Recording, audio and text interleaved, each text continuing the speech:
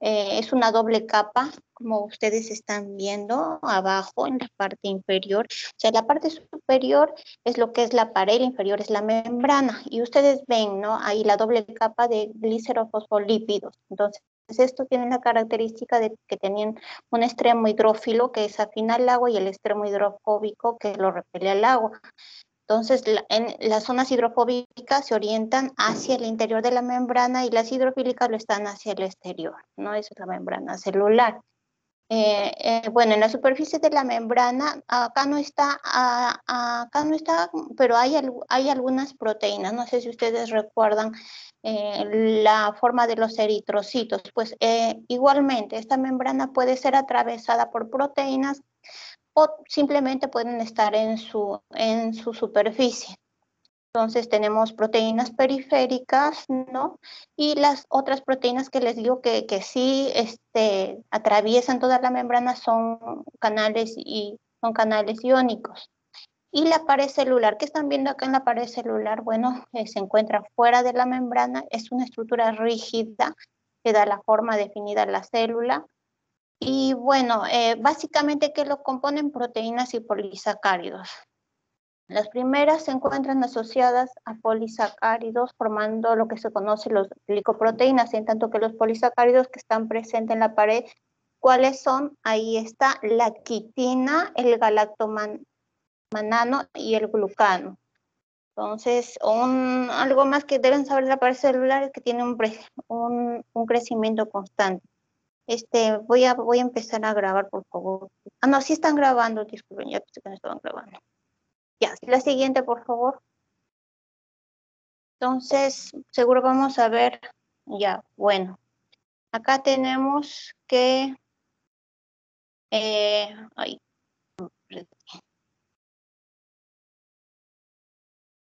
espera un momento, pero me perdí en la diapositiva.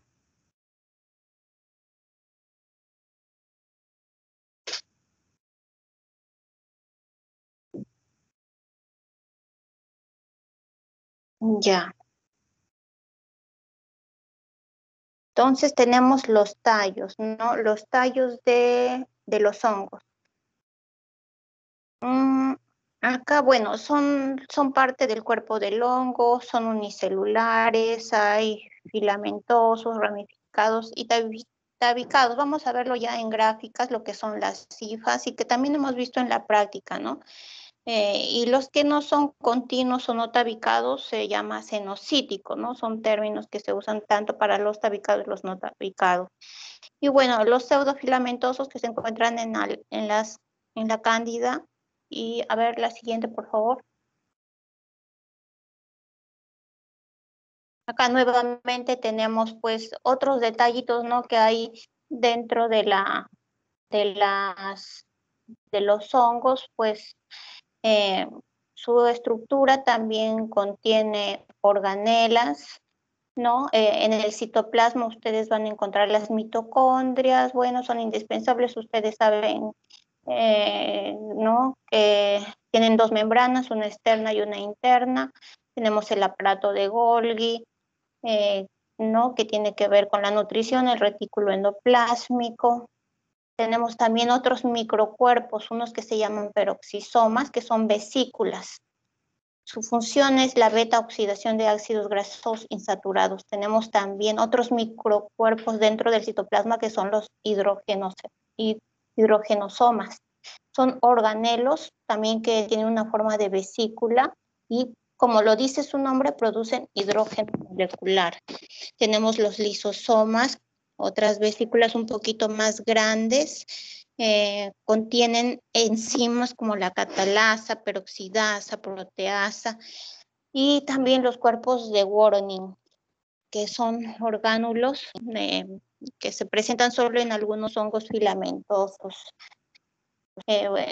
Bueno, se encuentran estos cuerpos de Woronin asociados a los septos que hay entre cada célula y su función es taponarlos si esto fuera necesario. La siguiente, por favor.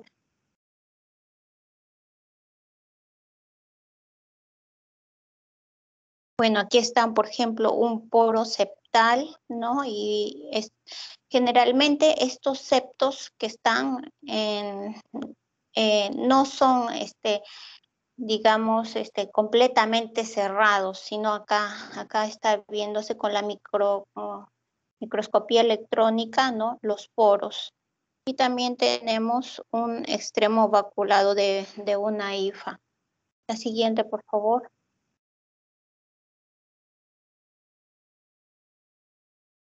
Y acá tenemos cómo es la multiplicación, ¿no?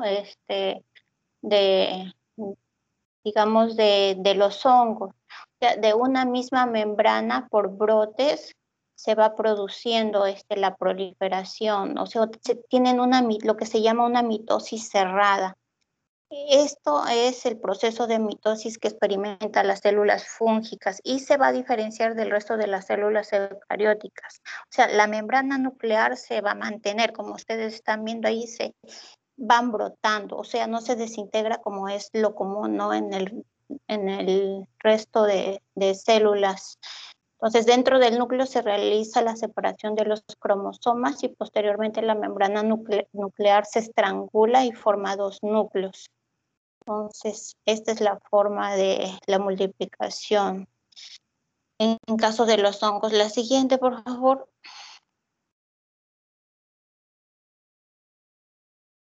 Acá vemos, ¿no? Las hifas tabicadas y las no tabicadas. Como les decía, las tabicadas son las cenocíticas, ¿no? Tienen ese nombre. En realidad, pues una estructura fúngica está compuesta por hifas, ¿no? Por la importancia, por lo que están estos términos. Son ramificaciones del micelio filamentoso y, bueno, pueden ser septadas o no lo pueden ser. La siguiente.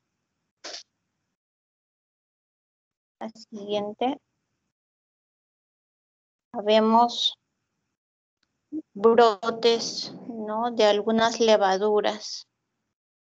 También la siguiente, por favor.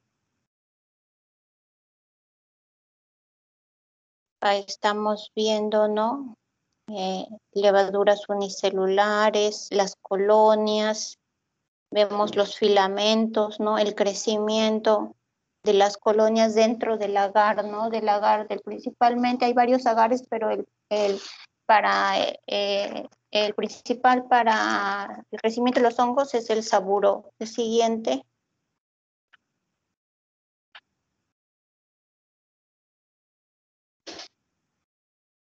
También tenemos lo que es, ¿no? El tallo, la función. ¿Cuál es el tallo de la función? Bueno, la función pues una es de soporte, ¿no? Del tallo. Es, o sea, el mantener, ¿no? Al tallo de fructificación. Y el de fructificación pues es el que va a originar las esporas, ¿no? Como su nombre lo dice, para reproducirse. La siguiente.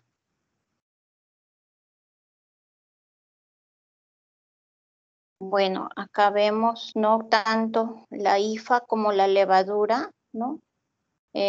¿Cuáles son sus características? Bueno, tienen un crecimiento lento, su metabolismo es aerobio, metabolismo puede ser primario y secundario, no tienen órganos de locomoción como otras, por ejemplo, como lo que vamos a después a conversar, ¿no? Como los parásitos. La siguiente, por favor. Elementos de resistencia, vamos a ver, de los hongos y de propagación. ¿Cuáles factores no los hacen, digamos, son tanto no solo del propio del hongo, sino también del huésped, ¿no? Que facilita su resistencia y propagación? La siguiente. Acá tenemos una cándida, ¿no? Las tinciones también vamos a conversar, ¿no? Recuerdan el cromoagar, ¿no? Que es un cultivo especial para el crecimiento de cándida, y allí podemos tomar una pequeña muestra y usar con un lactofenol, ¿no? Que nos va a permitir ver sus estructuras. La siguiente. Acá tenemos las artroconidias. ¿Qué son las? ¿Recuerdan las artroconidias? En la práctica vimos. Artroconidias son las esporas asexuales, que son las formas infecciosas del hongo. La siguiente, por favor. Acá tenemos las clamiartroconidias. En primer lugar, las clamiconidias. La clamiconidia es un tipo de espora, ¿no? De pared gruesa que de varias clases de los hongos. Son resultado de la reproducción asexual mediante los conidios, que son los clamidoconidios, ¿no? Entonces acá tenemos tanto las clamiconidias como las artroconidias. La siguiente, por favor. Ahora vamos a ver los elementos de fructificación. A ver, la siguiente, los tipos de esporas, en otras palabras, ¿no? Tenemos esporos asexuados externos, ¿no? Conidias, como que ya vimos, ¿no? Y que son, como otro sinónimo, aleurias, pueden ser macroconidias o microconidias, y se originan del extremo de una hifa. Por eso son externos. También tenemos otros esporas que son internas y son los esporoangiosporos. Estos esporoangiosporos son esporas producidas en los esporangios, son estructuras como sacos, saxiformes. El contenido se convierte en su totalidad por cementación en una o más esporas y están rodeadas por una pared esporal. Tenemos también acá los esporos sexuados internos, que son ascosporos. Estos ascosporos se producen en los hongos superiores. ¿Y qué son? Pues son esporas características que tienen un desarrollo asociado a la meiosis, están construidos de una manera endógena, como es el caso de las ascosporas, una espora contenida en un asca, por ejemplo, ¿no? Y tenemos los esporos sexuados externos, que son los basidiosporos. ¿Qué es un basidiosporo? Es una espora reproductiva producida por hongos de la división de los basidimiocetes. La basidiospora contiene típicamente un núcleo haploide, o sea, la mitad, ¿no? Que nace de la meiosis, producida por un tipo especial de células de hongos que se llaman basidios, y de ahí viene el nombre de basidiospora. La siguiente, por favor, son tipos de esporas. Entonces acá tenemos, por ejemplo, una macroconidia, ¿no? Que también vimos en la práctica aceptada en forma de uso, y las microconidias, que son mucho más pequeñas y puntiformes, o también en forma de gota. La siguiente. Acá tenemos es el esporangio y el esporangiosporo, ¿no? Lo que les decía, el esporangiosporo, ¿no? Que son esporas producidas en este esporangio. Entonces, este está originando estos esporangiosporos, ¿no? Son así como saquitos y se van a convertir en su totalidad, se van a segmentar y en más esporas. Y están rodeadas también por una pared, ¿no? La siguiente. Acá tenemos los basidiosporos y el este basidiosporo, pues también igualmente una espora reproductiva, ¿no? Producida por los hongos de la división de los basidiomicetes. La siguiente, por favor, y el hongo se llama basidio. La siguiente. Acá, ¿qué tenemos? Acá tenemos una fructificación sexual interna y vamos a ver lo que es un cleistotecio, ¿no? ¿Qué es un cleistotecio? Es un ascoma totalmente cerrado. Acá están viéndolo, ¿no? Que es cerrado, cuyo interior está revestido por ascos, tejido estéril, y las esporas se van a liberar cuando se produce la rotura de alguna parte acá de la pared gruesa. Entonces acá se están liberando ¿no? Esto debe estar totalmente cerrado, pero cuando se liberan las esporas en el cleistotecio, se van liberando ¿no? Al romperse esta pared del ascoma. También tenemos en la otra figurita el apotecio.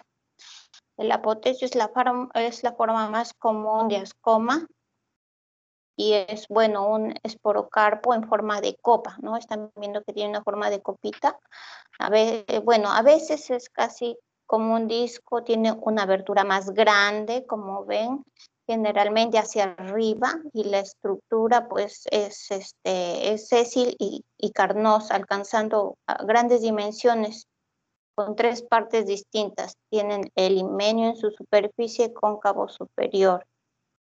Y tenemos en el último figurita el peritecio. El peritecio es una estructura con forma esférica, más o menos así como una perita o de botella, más que todo de botella, ¿no? De varios organismos como cuáles del tipo de los hongos, como los que pertenecen a la división Ascomycota, ¿no? Esa es una característica de este tipo de hongos, de los Ascomycota. La siguiente, por favor.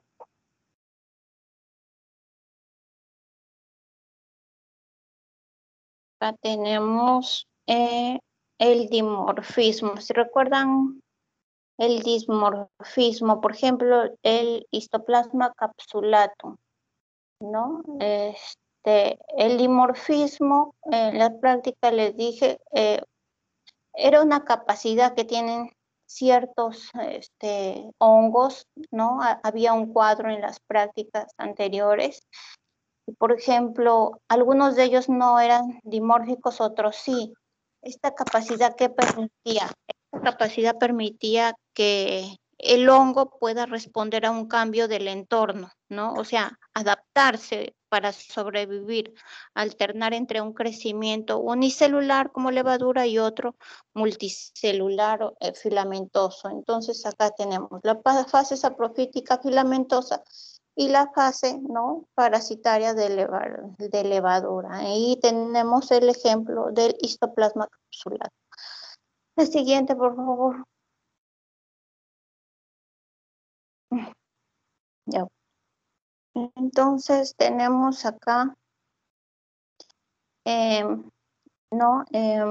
Las características pues eh, de los hongos tienen una pared, una membrana, ¿no? Que es una cápsula. Algunas tienen una producción de biopelículas. Eh, el crecimiento, bueno, es a diferentes temperaturas en algunos, la mayoría generalmente crece a medio ambiente, tienen, claro, diferencias fenotípicas, van a usar el hierro, cualquier otro micro. También hay liberación de enzimas, piel, las queratinasas, ¿no? Para poder invadir las paneras. Y bueno, y se ve en este caso la hipersensibilidad retardada, ¿no? Como en el caso de la tuberculosis, también hay una hipersensibilidad en el organismo por la respuesta inmune. La siguiente.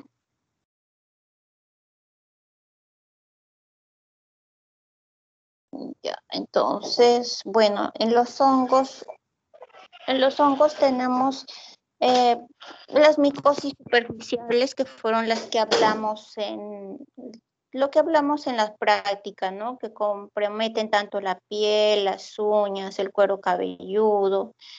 Están entre ellos, por ejemplo, los dermatofitos, las micosis subcutáneas también, que entre ellas están las esporotricosis.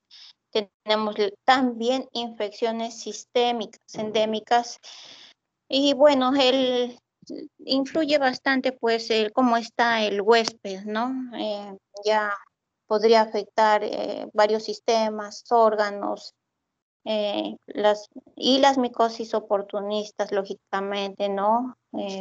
Como en el caso de la cándida. Y los pacientes pues ya son conocidos, ¿no? Cuáles de ellos son, digamos, los más afectados. no solo a los hongos, sino a otro tipo también de agentes. La siguiente, por favor. Entonces, lo que hacemos primero es la evaluación del cuadro, lógicamente, el diagnóstico diferencial, los antecedentes del paciente, cuál es su labor, ¿no? Qué enfermedad crónica ya presenta o de base, qué tratamiento, ¿no? Ha tomado, si ha tenido ya este tipo, ¿no? de molestias, la epidemiología, pues en dónde reside. Los hongos son pues de climas cálidos, tropicales, ¿no? Las labores que realiza, si está en constante humedad, cuáles son sus hábitos. Y ya saben que el examen micológico necesita ciertos requerimientos para su toma de muestra.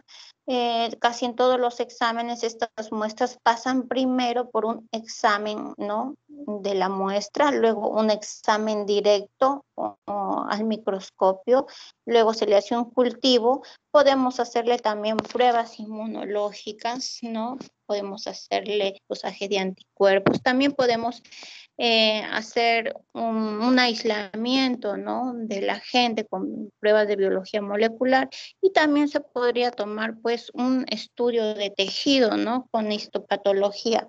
La siguiente, por favor. Entonces, acá tenemos ejemplos, ¿no? de las micosis superficiales, de las tiñas, por ejemplo. Acá también tenemos tiña de la piel, de los hongos, del cuero cabelludo. Tenemos en las mucosas, la cándida, ¿no? También lesiones del oído interno. La siguiente. Y también tenemos micosis profundas. Tenemos, por ejemplo, ¿no? abscesos. Tenemos por ejemplo, el micetoma.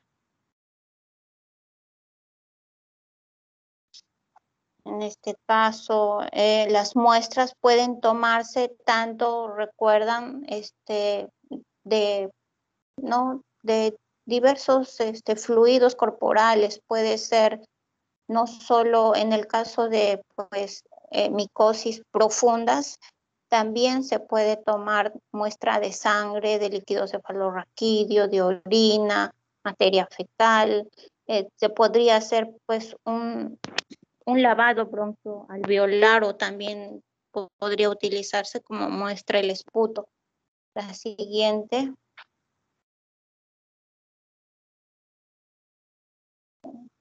Ya, metodología de estudio. La siguiente.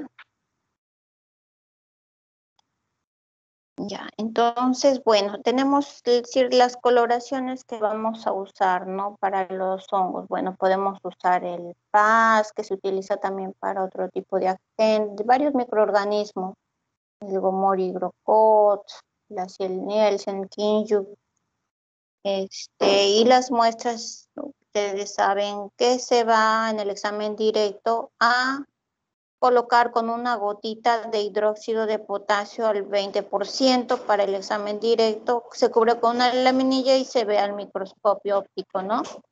Todas las levaduras son gram positivas. Acá, como les decía, en los tejidos extendidos pueden usar, ¿no? estas coloraciones, tanto de paz, ¿no? que viene de su nombre en inglés, no solo es para hongos, ¿no?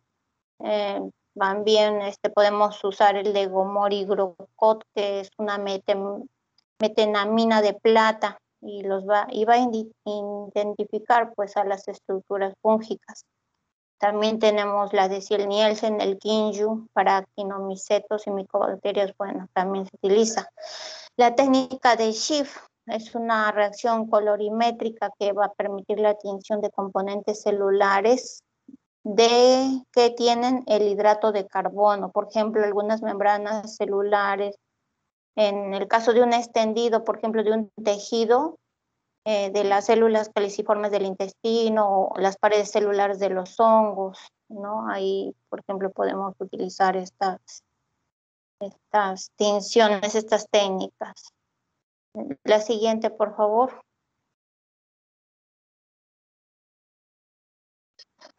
A ver, acá tenemos las muestras, ¿no? Acá tenemos, por ejemplo, coloraciones. como la de Cotton Blue, también la de Gram, la de Gomori, ¿no? El Paz, Kiemsa, ¿no? La siguiente, por favor.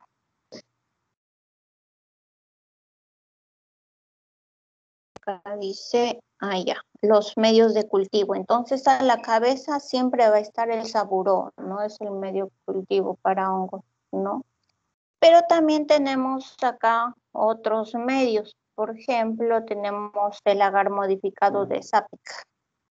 Acá está el tercero, el SAPEC DOX. Este se usa para el cultivo de hongos y la formación de clamidosporas por Candida albicans. Entonces, es especial para cultivar organismos acidófilos. ¿Cuáles son acidófilos? Por ejemplo, las levaduras. Entonces, la acidez del medio puede aumentar, pues, ¿no? El crecimiento. Y bueno, también se usa, pues, para otros estudios. O sea, no solo para hongos, también lo pueden usar para, ¿no? Eh, Principalmente en caso de hongos, el Sapec-Dox se usa para el Aspergillus, para el Penicillium y el Actinomycet.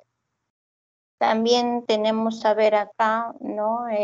A veces se combinan en un mismo medio las características de ser selectivo y diferenciar. Por ejemplo, el agar conque, ¿no? Contiene sales biliares y cristal violeta. La siguiente, por favor. Acá tenemos el lactrimel, ¿no? También es otro medio de cultivo, ¿no? Y tenemos el agar glucosado saburo. Acá en la segunda tenemos el saburo y acá, por ejemplo, están utilizando una placa Petri, una lámina, una laminilla, un tubo en U, un papel filtro y un bloc de agar, ¿no? Acá podrían estar, por ejemplo, combinando en un mismo medio, ¿no? Como les digo, la característica diferencial, ¿no? Y poder diferenciar tal vez, ¿no?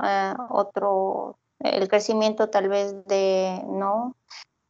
De otro hongo podría ser y podrían añadir ciertos nutrientes, no podrían añadir, por ejemplo, sales biliares, podrían añadir cristal violeta. La siguiente, por favor. También tenemos otros exámenes que se realizan. Uno, por ejemplo, es el axonograma. Bueno, esta es una prueba de utilización de glúcidos. En el auxonograma se ensaya la capacidad de asimilación de fuentes de carbono. Entonces, si la levadura puede utilizar estos glúcidos como única fuente de carbono, va a crecer en el medio de cultivo y lo va a enturbiar. También tenemos la simografía, que es una técnica electroforética. Bueno, esta simografía, bueno, como les digo, es para permitir observar la actividad de enzimas. Otra que tenemos acá es la inoculación de animales de laboratorio que se hace de forma eventual, ¿no? En otros institutos más, digamos, como de investigación, como el INS, ¿no? Y los métodos de biología molecular, pues, ¿no? Como el PCR. La siguiente, por favor.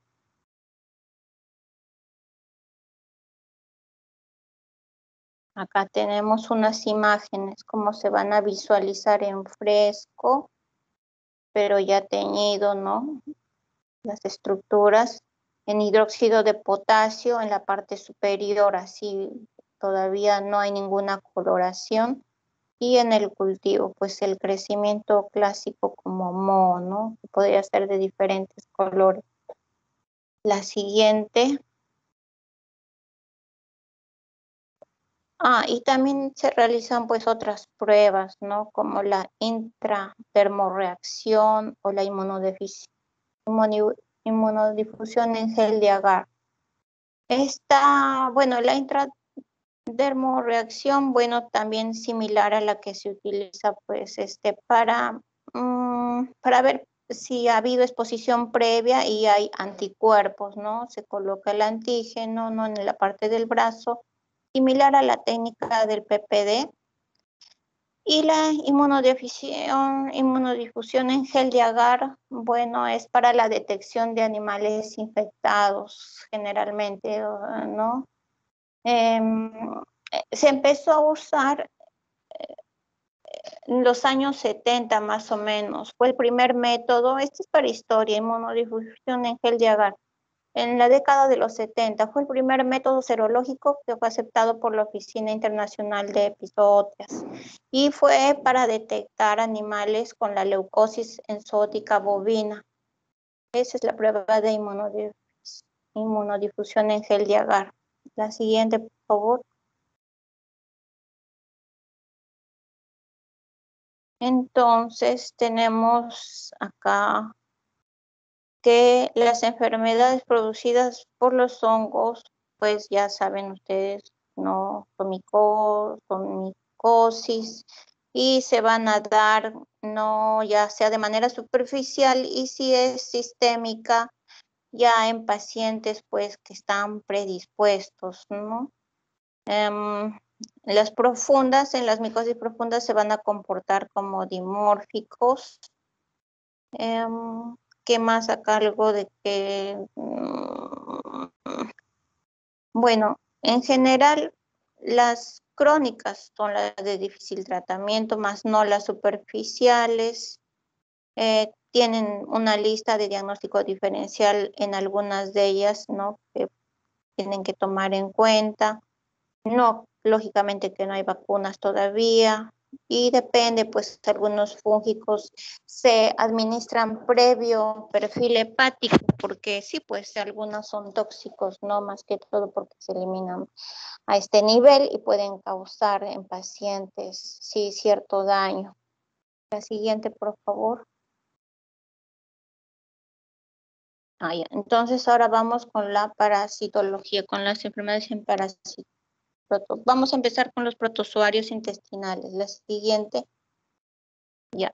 Entonces tenemos, bueno, ya saben lo que es parasitismo, tenemos lo que son huéspedes intermediarios, el definitivo, ¿no? Y tenemos lo que es paraténico, ¿no? ¿Qué es paraténico? Bueno, paraténico o transportador es aquel que sirve de refugio temporal, sirve como un vehículo para acceder al huésped definitivo. O sea, ahí el parásito no va a evolucionar, sino que es imprescindible este transportador paraténico para completar el ciclo vital. Eso es lo que significa paraténico. La siguiente, por favor. Bueno, tenemos los reservorios, ¿no? Que pueden ser animales, tenemos el portador que puede no sufrir la enfermedad, pero bueno, es el que sí puede, no va a presentar síntomas, pero sí transmitir. Tenemos un portador que es el gato, ¿no? Y reservorios, pues tenemos infinidad, ¿no? No solo domésticos, sino también ganado, ¿no? Roedores. Sigamos la siguiente, por favor. Y los vectores, pues no tanto vectores biológicos, acá están los vectores biológicos y bueno, y también hay vectores mecánicos, ¿no? La siguiente, por favor. Entonces, ¿qué diferencia hay entre infección y enfermedad? Pues que la infección parasitaria el huésped no va a tener enfermedad, más en la enfermedad parasitaria va a presentar los síntomas. La siguiente. Y los ciclos de los parásitos, ¿no? Pueden ser simples o monoxenos o complejos o heteroxenos, ¿no? Acá está bien graficado. ¿Qué es el monoxeno? El ciclo monoxeno es un parásito que cumple su ciclo biológico en un único huésped, ¿no? Dentro de la clasificación de los parásitos, según su ciclo de vida, solo requiere una especie para cumplir todo su ciclo biológico, tanto sea huevo, larva, adulto, ese es el monoxeno. Y el indirecto o heteroxeno, el parásito, acá como están viendo, requiere procesos de multiplicación y o diferenciación en varios tipos de huéspedes, ¿no? Los huéspedes intermediarios y los huéspedes definitivos son especies diferentes. Aquí están los varios tipos de ciclos. Siguiente, por favor. Entonces acá tenemos lo que producen, pues, no estos parásitos. Van a producir, no en casos extremos, obstrucción, van a producir también compresión o desplazamiento, ¿no? De ciertos órganos, también en presencia de abscesos, ¿no? Sobre la presión hepática por la ameba, ocupación de espacio en caso de la cisticercosis. En la obstrucción, pues tenemos varios tipos, ¿no? De parásitos que obstruyen el intestino. La siguiente, por favor. Y bueno, también tenemos acá en el caso, ¿no? De los mecanismos de patogenicidad. Pueden ser traumáticos, pueden ser bioquímicos, inmunológicos, ¿no? Como les decía, la hipersensibilidad similar a lo que se produce en la tuberculosis.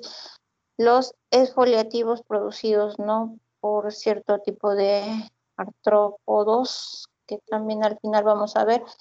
Y mecanismos, estos más que todo, estos mecanismos bioquímicos, ¿no? Estos mecanismos bioquímicos por los parásitos va a ser producida porque ellos también van a sintetizar, ¿no? Interleucinas, enzimas, por ejemplo, interleucina 10, ¿no? Eh, eh, que puede ser estimulado por, no, por la prostaglandina E2, y esta prostaglandina E2 puede ser producida por el parásito o también de forma local por las células del huésped. Entonces, ¿esto qué va a llevar? Va a llevar a la inhibición de la expresión del óxido nítrico sintasa, que también podría ser un mecanismo bioquímico o patogénico. La inhibición por moléculas, por otras moléculas diferentes, el factor inhibidor de la locomoción de monocitos, o sea, también van a inhibir a que los monocitos vengan, pues, ¿no?, al lugar de la infección. ¿Qué más podría ser?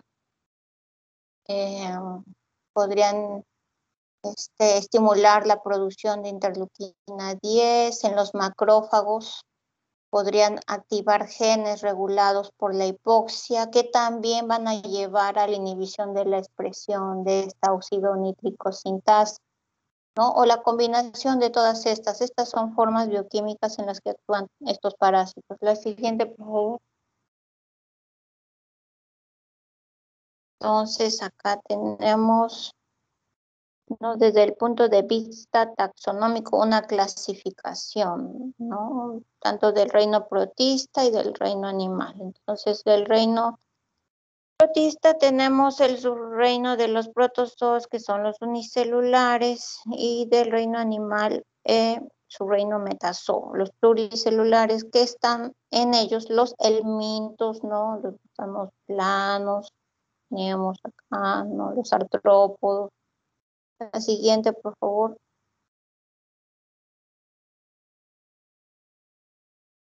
Ya, ahora vamos a hablar de los protozoarios. A ver, entonces, las características, pues, de los protozoarios pertenecen, como hemos visto, a la clasificación de una reina protista, fermentan los hidratos de carbono, son móviles porque tiene el trofozoito, que es la forma vegetativa que se alimenta, ¿no?, por fagocitosis y se reproduce, a diferencia del quiste, que el quiste va a ser la forma vegetativa infectante y resistente. Pues tiene ya sea pseudópodos, tiene flagelos, tiene cilios, ¿no?, y puede deslizarse. Y el quiste es la forma resistente, lógicamente. La reproducción puede ser sexual o también asexual, y se va a denominar de acuerdo a su género y especie. La siguiente, por favor. Entonces tenemos acá los trofozoitos, ¿no? Por ejemplo, y los quistes. Entonces, como decíamos, acá los trofozoitos son las formas móviles, ¿no? Son las vegetativas, y los quistes son los infectantes y los resistentes. Acá tenemos con las coloraciones, ¿no? De Giemsia, por ejemplo, del Trypanosoma cruzi, también del Plasmodium falciparum. Acá tenemos una giardia también en trofozoito abajo. En los quistes estamos viendo ya el quiste de giardia, ¿no? Intestinalis y del Toxoplasma gondii. La siguiente, por favor. ¿No? Ya. Bueno, otra clasificación de los protozoos. Tenemos los sarcomastigotóforos. ¿Qué es el sarcomastigotóforos? Este nombre viene de mastix, que significa látigo, y foros, que significa portador. Por eso son los flagelados, porque tienen ese látigo o mastigofora. Y la sarcodina es. La sarcodina, bueno, es un antiguo filo de protistas unicelulares que abarcan alrededor más o menos de 200 especies. Tenemos la apicomplexa. La apicomplexa es un complejo de órganos situados en el extremo apical de las etapas del ciclo de vida del parásito y está involucrada en la penetración de las células. Tenemos el microspora, que es un parásito obligado que forma esporas, y el ciliofora. Entonces, el ciliofora es un coccidio intestinal que puede infectar animales, ¿no? Y su quiste mide más o menos 4 micras. Una clasificación también de los parásitos. La siguiente, por favor. Acá tenemos la reproducción, que puede ser asexual y sexual, ¿no? Asexual por división binaria o división múltiple, y la sexual con la conjugación. La siguiente, por favor.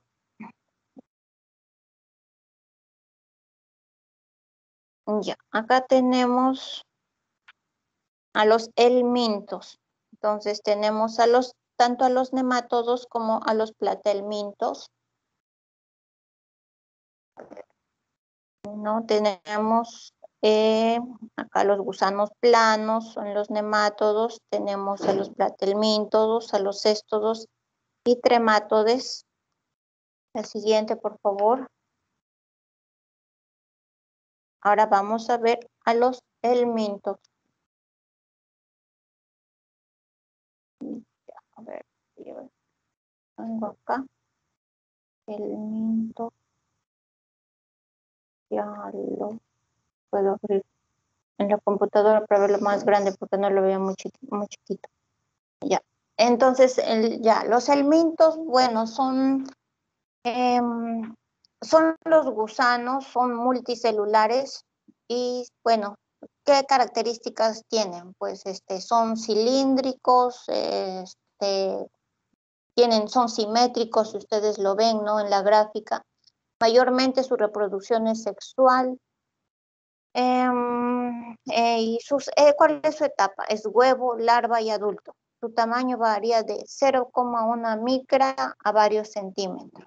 La siguiente, por favor. Entonces, acá tenemos los platelmintos, ¿no? Las clásicas tenias, recuerdan, ¿no? Los huevos aplanados. ¿Qué otra característica tenían? Que tenían pues un gancho ventosa, ¿no? Para fijarse. La mayoría son hermafroditas, el sistema reproductor sí está desarrollado. Se dividen en cestodes, que tienen el cuerpo segmentado, y los que no tienen el cuerpo segmentado son los tremátodos, ¿no? El cesto de cuerpo segmentado tenemos la saginata, ¿no? Y la solium. Acá recuerdan que se liberaban, ¿no? Los proglótides, y eso era lo que contaminaba el agua, ¿no? Y la tierra y lo que uno ingería y se infectaba. Ya bueno, sigamos la siguiente. Entonces acá miren, ustedes van a ver, cuando ustedes lo van a visualizar en Lugol, ¿no? Cómo se van a ver los huevos de los helmintos. Acá ustedes tienen los nemátodos y los céstodos. Entonces acá en los ejemplos, en los nemátodos, por ejemplo, tienen el Enterobius vermicularis, ¿recuerdan? ¿No? Estos nacarados, ¿no? Que se podía tomar con la cinta nada más, ¿no? En la madrugada. Tenemos el Trichuris trichura, el Ascaris lumbricoides fértil, el infértil, ¿no? ¿Cuál es la diferencia acá? Y en los céstodos tenemos las tenias. Ponen solo una tenia porque no hay mayor diferencia que en esta rueda,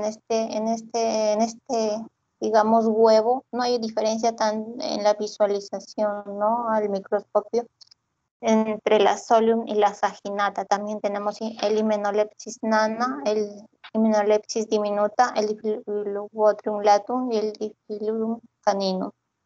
La siguiente, por favor. Y tienen el tamaño de 50 micrómetros a más, ¿no? Desde el más pequeño hasta el más grande. En los artrópodos también son otro tipo de parásitos. Bueno, eso sí no lo habíamos visto en las clases, en las prácticas. Entonces, los artrópodos son invertebrados que están divididos en segmentos. Son rudimentarios.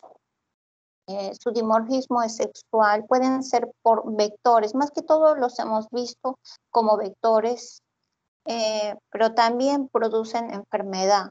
Entonces, tenemos el ciclo biológico del mosquito, por ejemplo, ¿no? Que empieza de huevo a larva, pupa y adulto.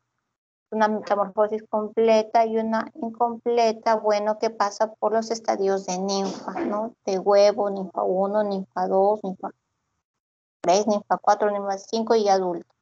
La siguiente, por favor. Acá, por ejemplo, tenemos, ¿no? La división. Tenemos los insectos, o también se llaman hexápoda. Tenemos los arácnidos y tenemos los crustáceos. La siguiente. Acá tenemos vamos al diagnóstico de los parásitos. Entonces ya hemos hablado de los gusanos y de los artrópodos. Entonces, lo que vamos a realizar primero, si hay una expulsión de parásito adulto, es la observación macroscópica. Lógicamente, cualquier tipo de muestra, ¿no? Ya sea heces, orina, y si no, y si hay la expulsión, pues podemos identificar al parásito. Y en el caso, pues, de alguna cirugía, ¿no? También podemos visualizar los quistes hidatíricos, ¿no? Producido por las amebas.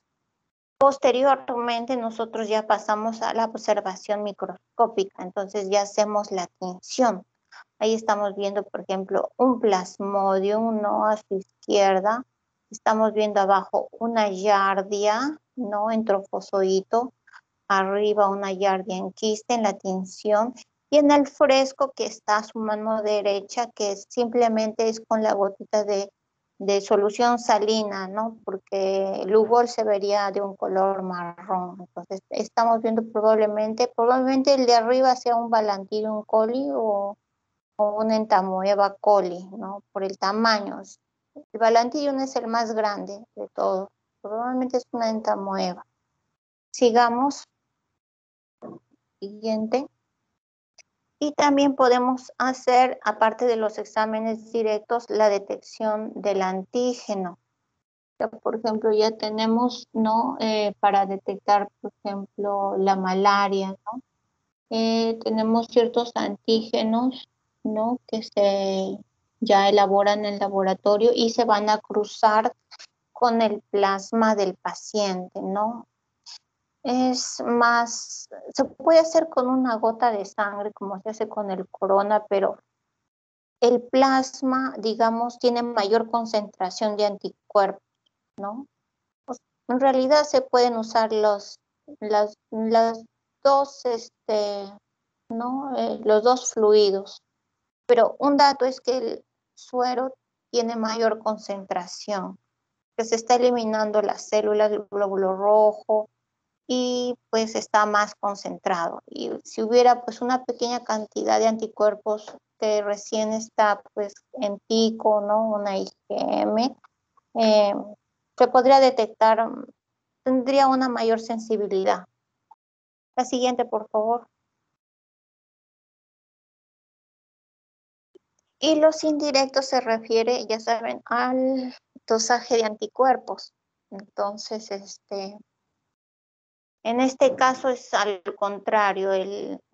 Tenemos, digamos, en la detección de antígenos, nosotros tenemos el anticuerpo y vamos a detectar, a cruzarlo con el antígeno que está elaborado, ¿no? Ya sea en una prueba rápida. Y en el dosaje del examen indirecto, tenemos el antígeno en el reactivo y lo vamos a enfrentar al suero o a la sangre del paciente para detectar, ¿no? El anticuerpo, que puede ser IgM o IgG, ¿no? De acuerdo a la evolución, ¿no? A las semanas. También cada agente pues tiene, en realidad va de un par de semanas, ¿no?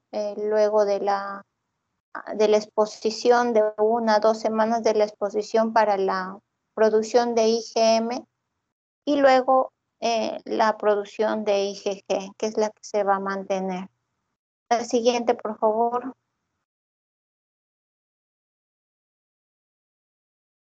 Bueno, las medidas son las generales, ¿no? Para todas las medidas higiénico-dietéticas. Y aquí están graficadas, ¿no?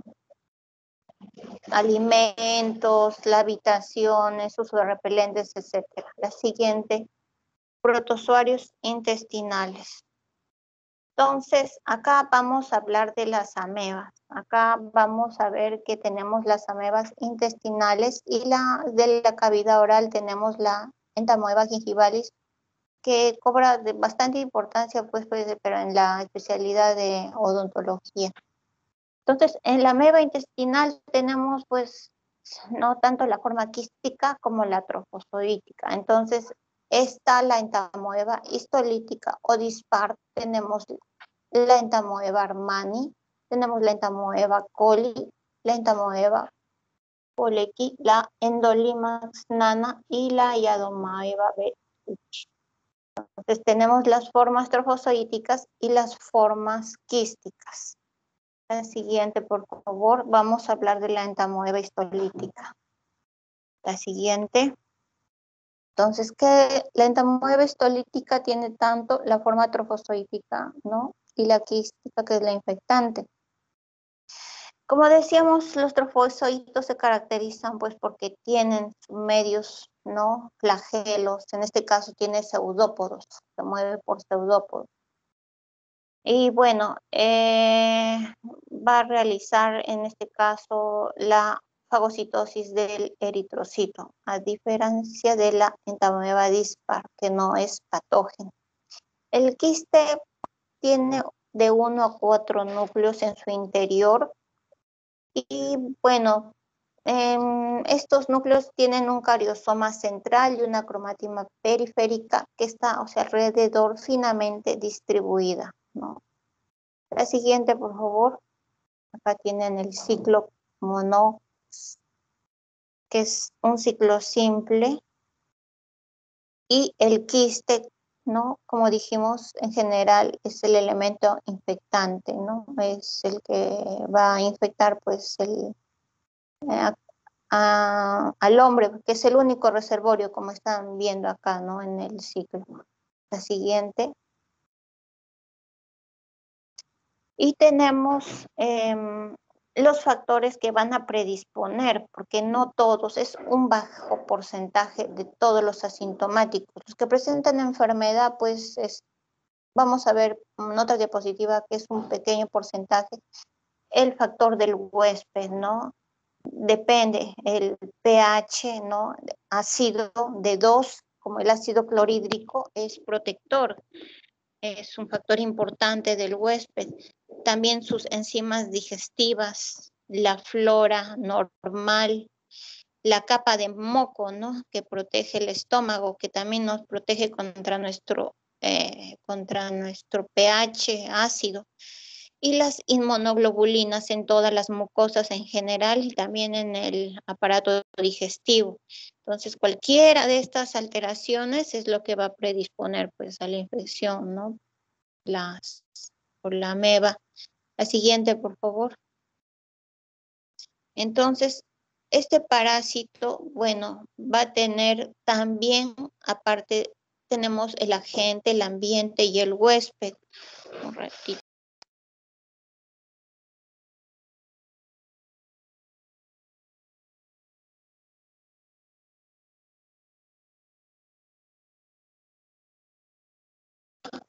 Entonces, el agente, ambiente y huésped. Hemos visto el agente, ahora, perdón, el huésped, ahorita el agente. Entonces, ¿cuáles son sus factores de virulencia? Tienen sus proteínas de adherencia, ¿no? Que se llama HIAP o lectina. Otras son sus enzimas que van a lesionar las células y también otras enzimas que son llamadas proteinasas que degradan el colágeno y la elastina. Y bueno, también son resistentes al complemento. Esos son factores de virulencia. ¿Y qué es lo que producen? Acá vamos en la siguiente diapositiva. Van a producir, miren, úlceras en cuello de botella, úlcera en botón de camisa. La siguiente.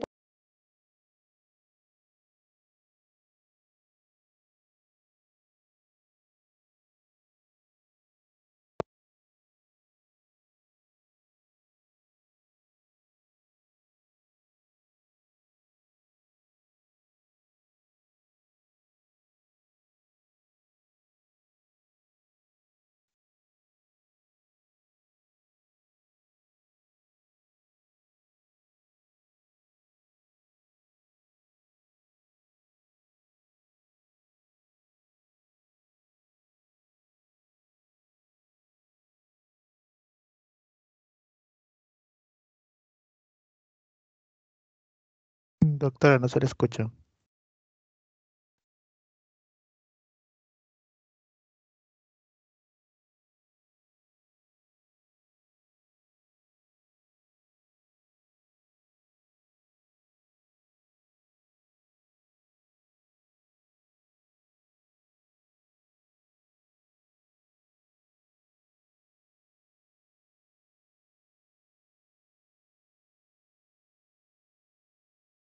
Doctora,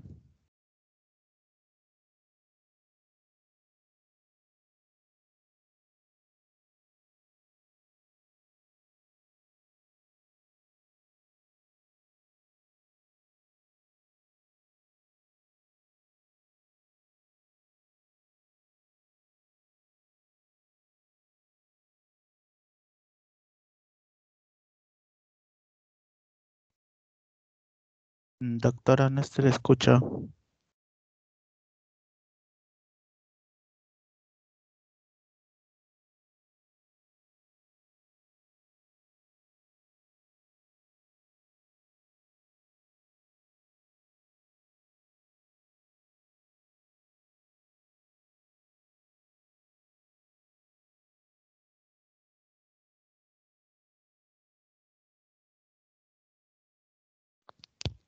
Doctora, está su micro apagado. Por eso no se le escucha.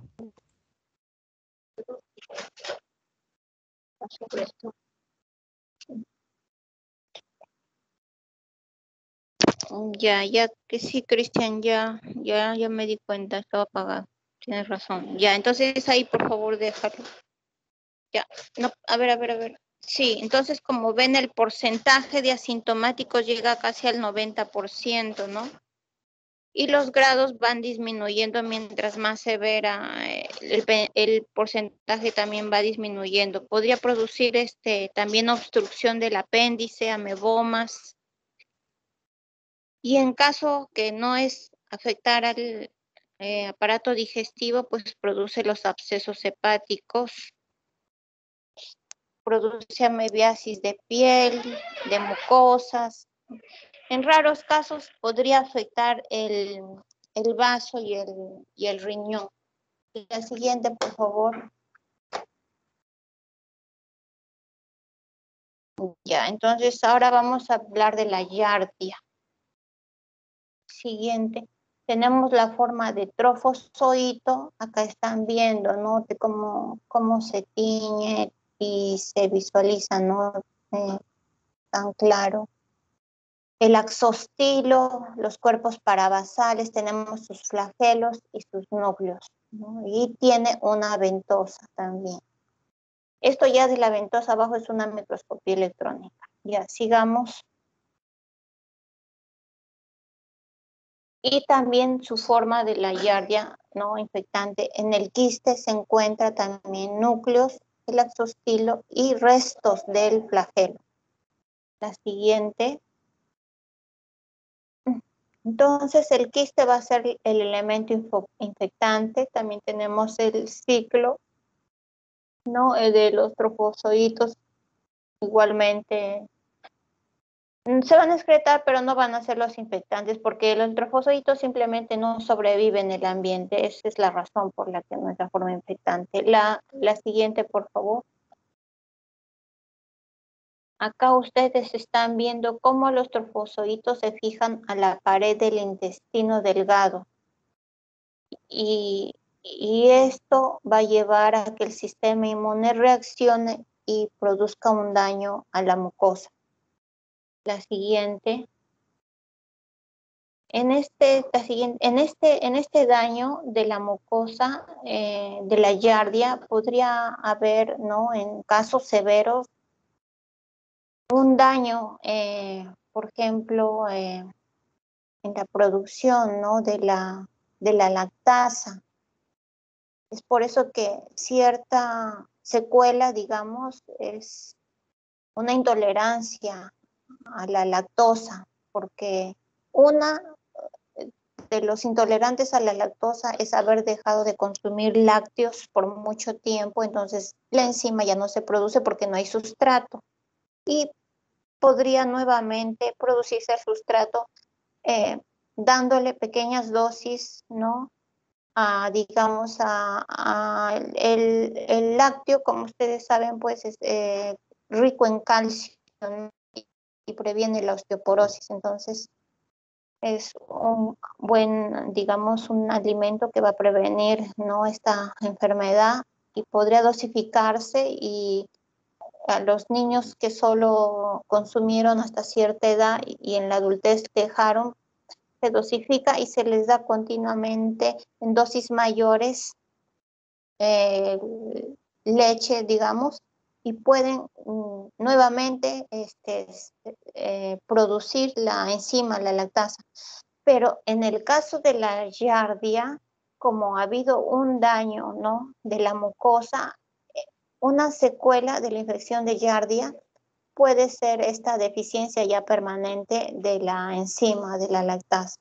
Entonces, la yardia, ¿qué va a producir? Va a producir una diarrea acuosa, ¿no? Porque daña el enterocito y también puede producir un síndrome de mala absorción. ¿Por qué? Porque las vellosidades están atrofiadas, también hay daño de la lámina propia, las células epiteliales igualmente, ¿no? Y bueno, y como les dije todo, el sistema inmune, el daño que produce en respuesta, pues no a esta invasión. La siguiente. Y el Balantidium coli. El Balantidium coli, bueno, acá ven a la derecha, ¿no? Cómo se caracteriza. Bueno, el quiste no es de forma redonda, es el protozoo más grande que va a afectar al hombre, es ciliado, tiene una reproducción asexual y sexual. En el trofozoito, ¿no? A la izquierda ustedes ven que tiene un micronúcleo, que también tiene un macronúcleo que tiene una forma de riñón, aunque acá aparece un 8, pero es una forma riñonada. Tiene una boca o citostoma y tiene sus cilios, que no son muy notorios. La siguiente, por favor. El quiste igualmente es el elemento infectante, ¿no? Van a invadir pues el colon, la pared del colon. La infección es por la contaminación igual de alimentos y agua. La siguiente. Entonces tenemos que el Balantidium coli tiene ciertos factores de virulencia, también tiene enzimas, ¿no? Que son la hialuronidasa y las enzimas proteolíticas. El Balantidium coli, no sé si me enseñé en la práctica, recuerdan, es el que produce úlceras. Bueno, produce lesiones, ¿no? Produce hemorragias. Y bueno, sino que estas características, bueno, son similares, pues, y no se distinguen mucho con la mebiasis. La siguiente. Entonces, el Balantidium podría también tener, digamos, varios grados, ¿no? De compromiso en el huésped. Puede ser un portador asintomático, puede producir una diarrea aguda, puede producir diarreas intermitentes, o en el caso severo que produce úlceras, puede invadir la mucosa del colon y le causar la disentería. La siguiente, por favor. Ahora, al examen, ¿no? De todos ellos ya hemos conversado que se les solicita su examen de heces, ¿no? Que es el examen coproparasitológico. Todo se les pide su muestra de heces seriado.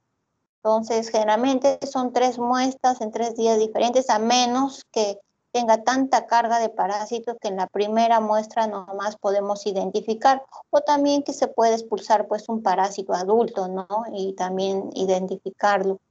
Y en otros casos que requieren, cuando son severas, ¿no? Los grados de compromiso, se puede realizar una biopsia.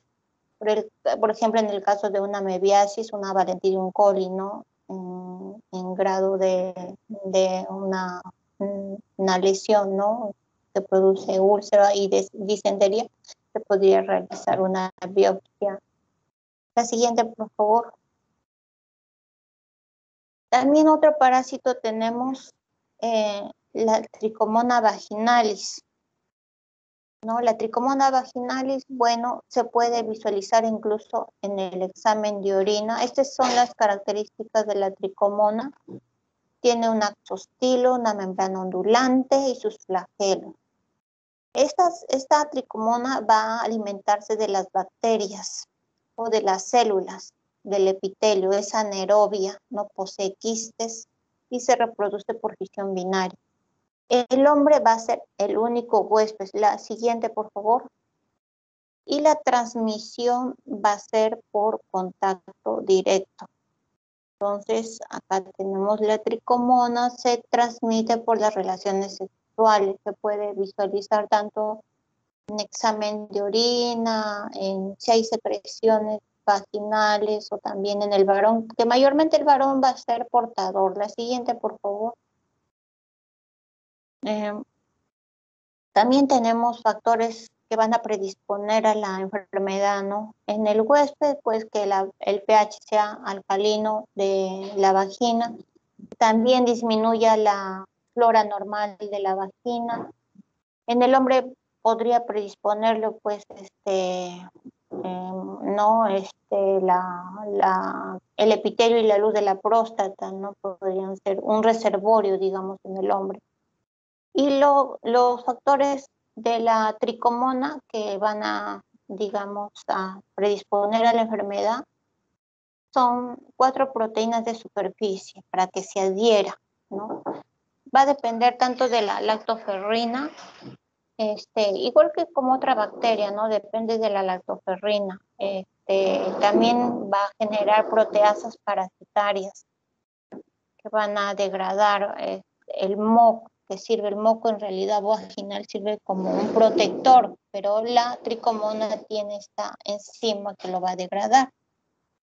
Y ¿qué va a ocasionar la tricomona? Úlceras, ¿no? Con reacción inflamatoria. La siguiente, por favor.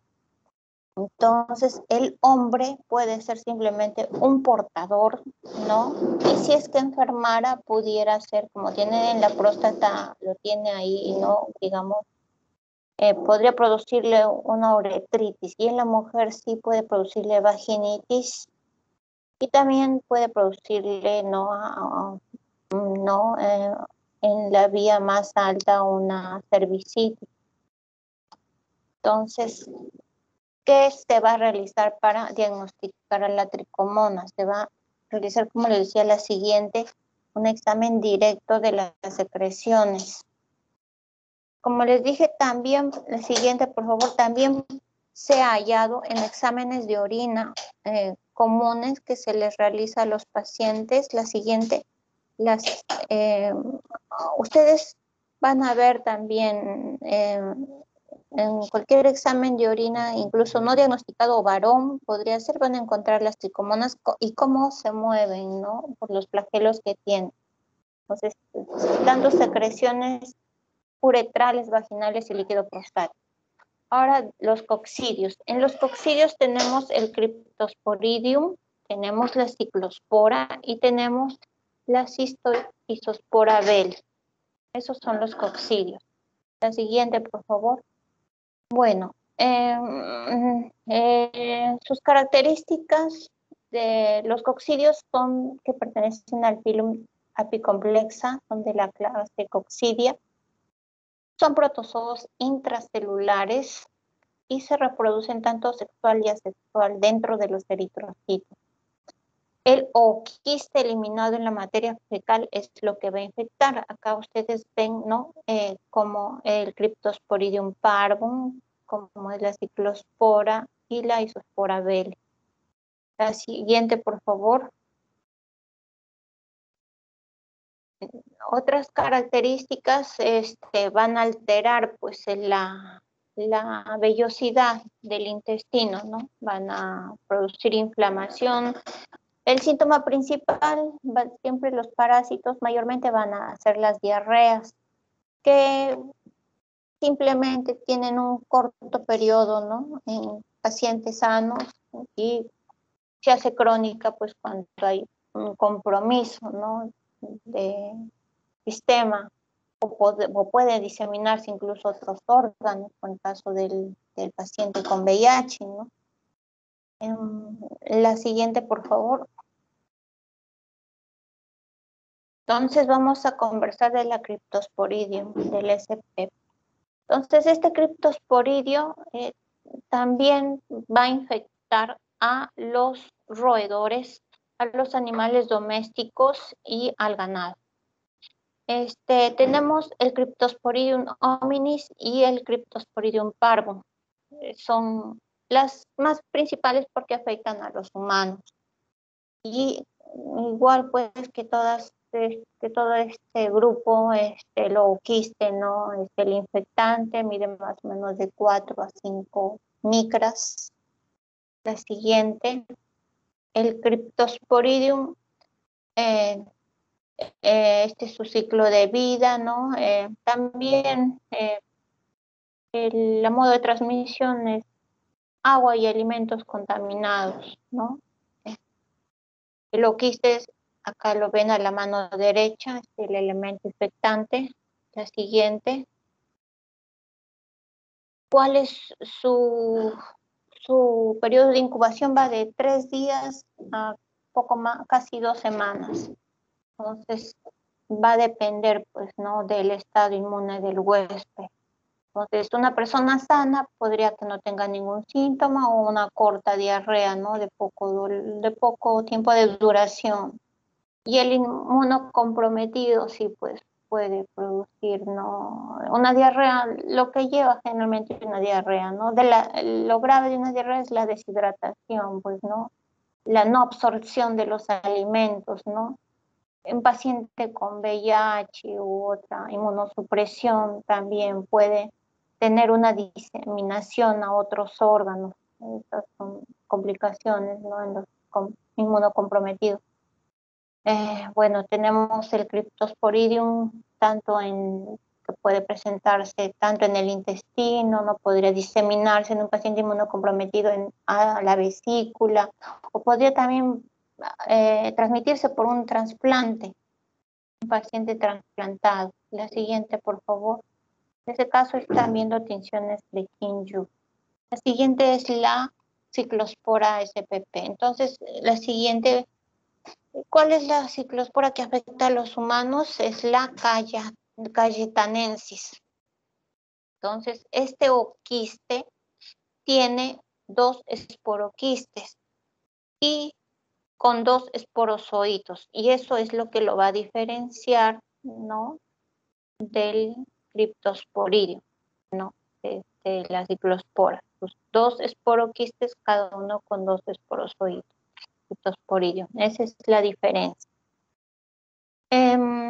Bueno, acá no hay transmisión interhumana.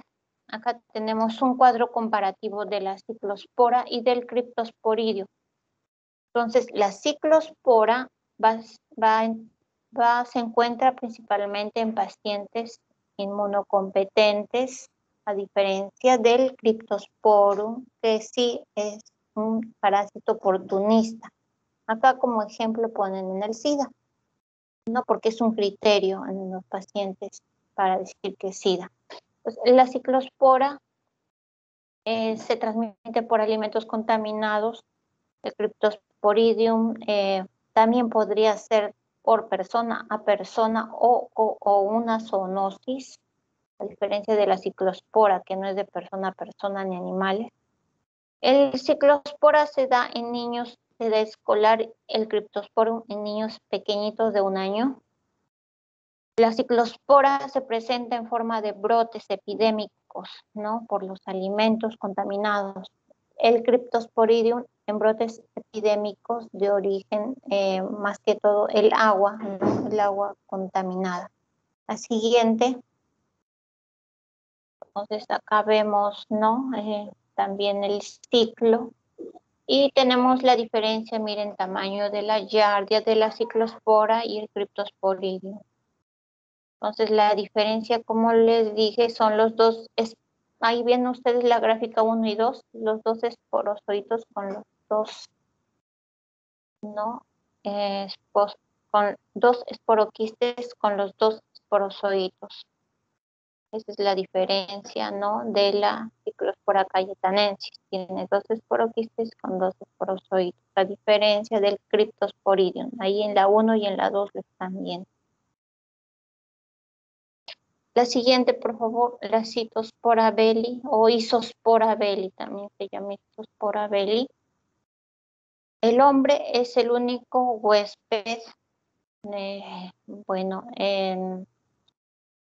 Son los ooquistes también las formas infectantes. El mecanismo de infección es el mismo, ¿no? En este caso, bueno, resalta que el ooquiste tiene que estar maduro para ser infectante.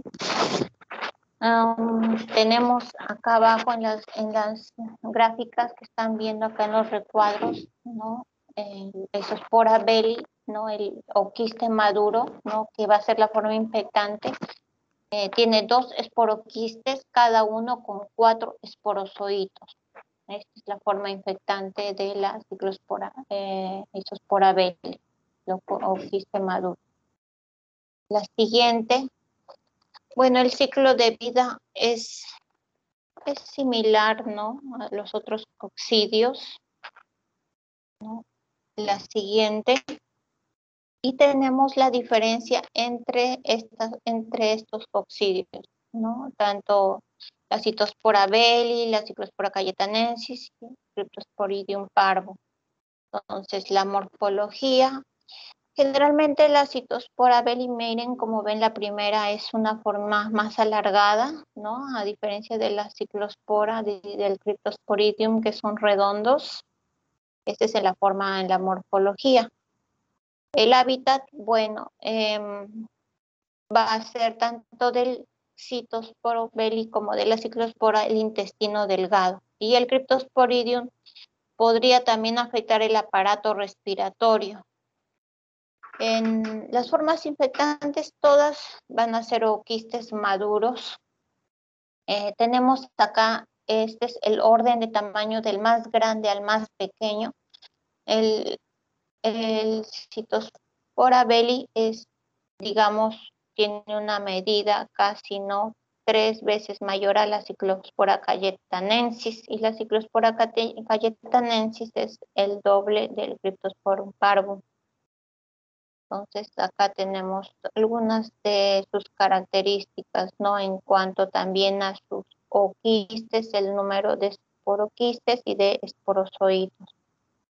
Entonces, en la Cyclospora cayetanensis, como les dije, el oquiste maduro tiene 2 esporoquistes y 2 esporozoitos cada uno, ¿no? A diferencia del Cytosporo belli, que el oquiste maduro tiene 2 esporoquistes y el esporoquiste tiene 4 esporozoitos.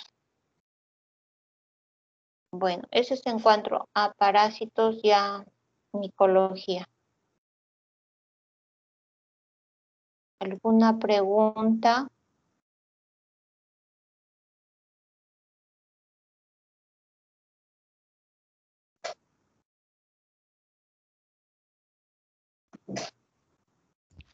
Creo que no hay ninguna, doctora. Ya, bueno, gracias. Entonces, ya nos vemos el viernes con el grupo seminario. Sí, doctora. Más bien, hubo 6 alumnas que se tuvieron que retirar a las 6 porque tenían clases en otro curso, doctora. Considéralas en las asistencias.